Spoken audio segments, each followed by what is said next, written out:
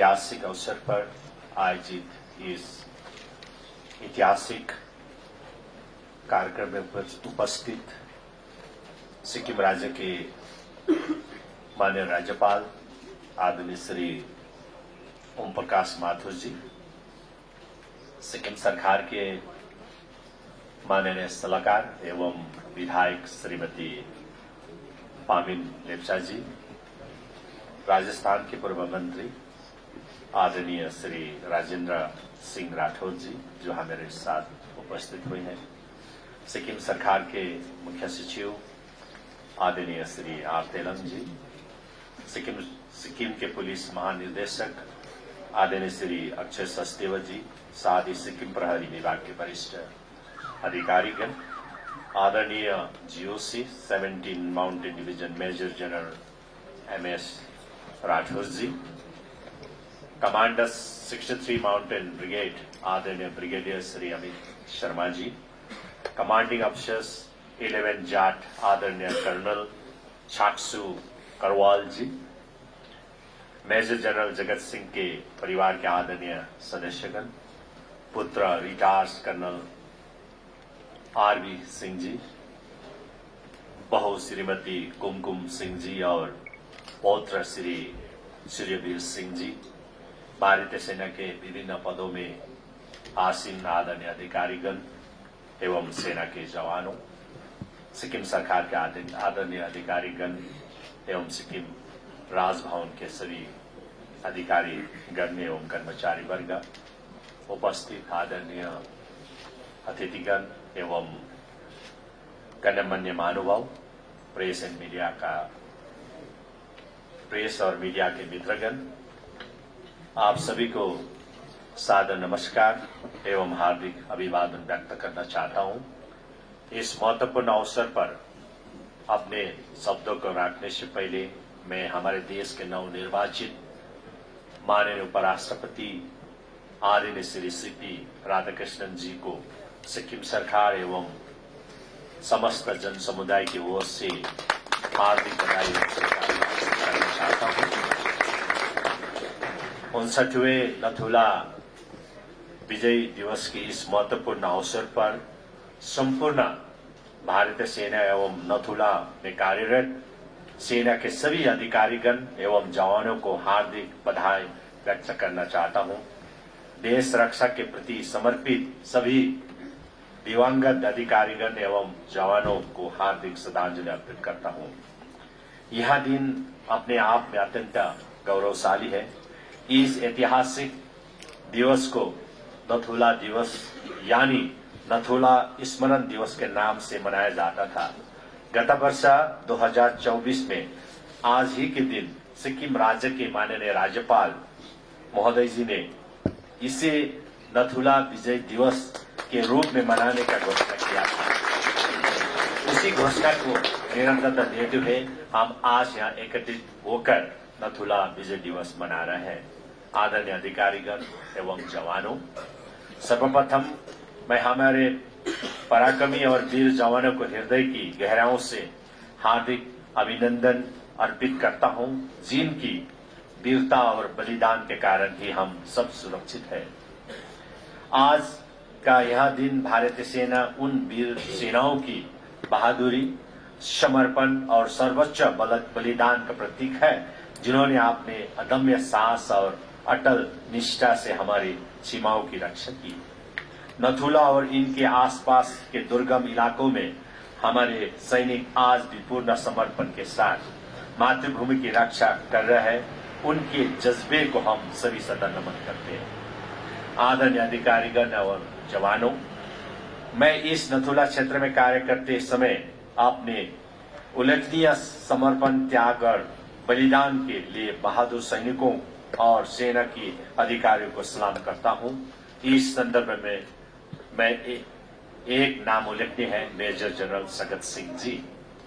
नथुला सिक्किम का यहाँ रण क्षेत्र भारत चीन सीमा पर सबसे नजदीकी और संवेदनशील बिंदुओं में से एक है।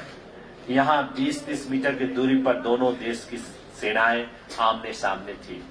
1965 में जब दुश्मन ने नथुला और जलेबला दरों को खाली करने का अल्टीमेटम दिया, तब मेजर जनरल सगत सिंह जी ने उस समय 17वीं माउंटेन डिवीजन के जनरल अफसर कमांडिंग थे।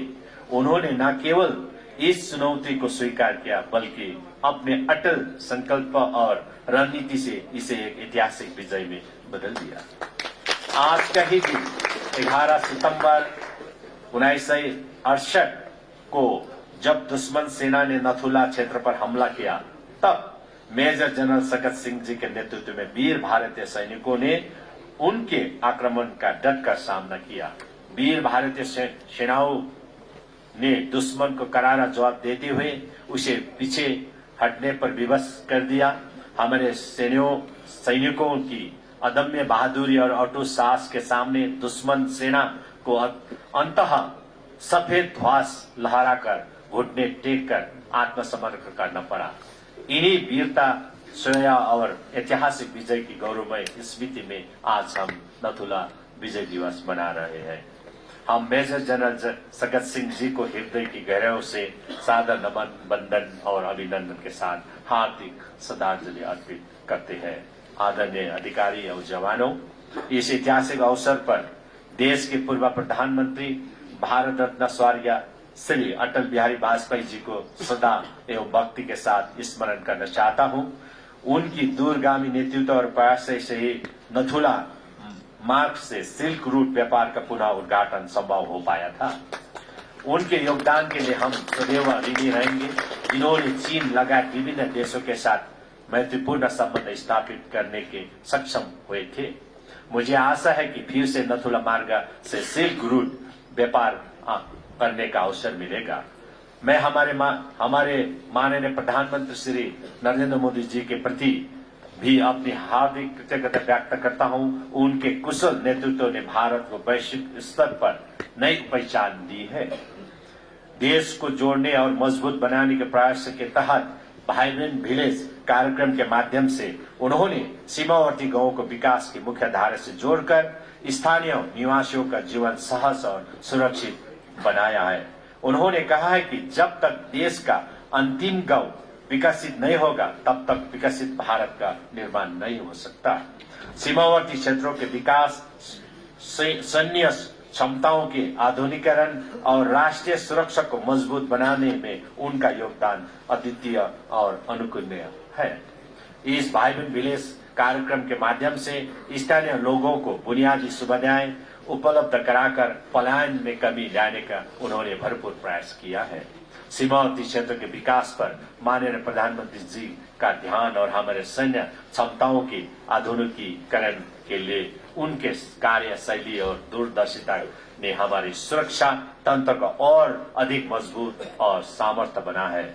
आदरणीय अधिकारीगण और एवं जवानों, 2014 से माननीय प्रधानमंत्री जी का लगातार सीमा पर दूर दराज के क्षेत्रों में विभिन्न सैन्य शिविरों का दौरा कर रहे हैं और भारतीय सेना के साथ दिवाली मना रहे हैं। यहाँ हमारे प्रिय सैनिकों के प्रति करुणा, साथ, सहयोग और प्रेरणा का भाव है, जो हमारे लिए एक महत्वपूर्ण मार्गदर्शन के रूप में रहे हैं। मैं उल्लेख करना चाहता हूँ कि हमारे माननीय रक्षा मंत्री श्री राजनाथ सिंह जी भी निरंतर सीमावर्ती क्षेत्रों का दौरा कर हमारे वीर जवानों के उत्साह बढ़ाते हैं। उनकी प्रतिबद्धता और समय पर मार्गदर्शन ने भारत की सुरक्षा व्यवस्था को और मजबूत किया है।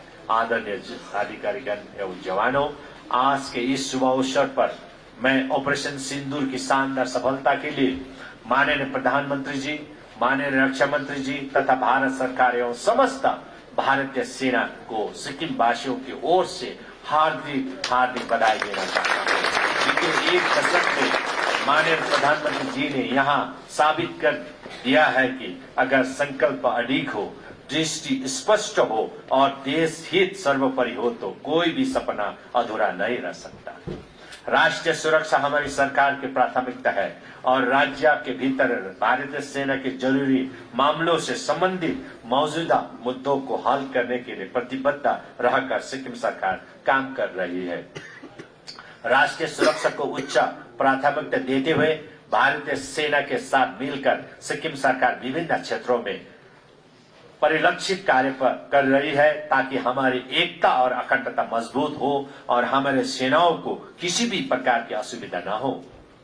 मैं ये भी जिक्र करना चाहता हूं कि विभिन्न आपदा और अनेकों कठिनाई भरी परिस्थितियों में भारतीय सेना के अधिकारी और जवानों ने उल्लेखनीय कार्य करते हुए पूरी समर्पण भाव से राज्य का सहयोग दिया है। मैं इस अवसर पर सिक्किम सरकार और सिक्किम की जनता की ओर से आप सभी का हार्दिक आभार व्यक्त करना चाहता हूं। हमारे सैनिकों के प्रति राज्य सरकार के कुछ प्रयासों को मैं यहां उजागर करना चाहता हूं। राज्य सरकार द्वारा अग्निवीर सैनिकों के हित में सिक्किम पुलिस में नियुक्ति के लिए विशेष 20% आरक्षण प्रदान किया गया है। ये एक विषय है कि ये आरक्षण करने वाला सबसे पहला राज्य सिक्किम है।